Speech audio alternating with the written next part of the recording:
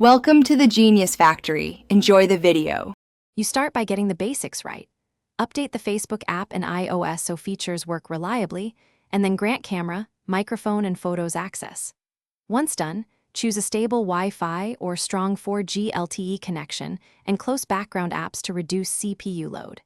This prevents common failures when you begin a live. Make sure battery is above 20% or plug-in, because interruptions often come from low power or throttled performance. You now move into the setup. Open the app, tap live, and pick front or rear camera. Next, write a concise title and select the audience, public, friends, or custom, because visibility affects engagement and privacy. Add a short description, tag collaborators, and toggle location or AR effects if useful. While you do this, glance at the connection indicator. If the app warns of low bandwidth, switch to a stronger network or reduce camera resolution. You press go live and begin broadcasting. Watch comments, respond, and position the phone for steady framing.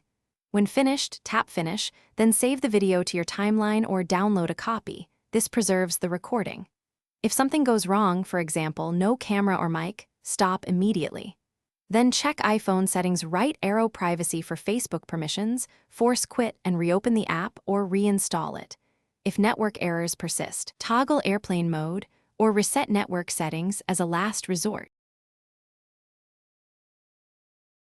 Thanks for watching. If you found this helpful, don't forget to like and subscribe.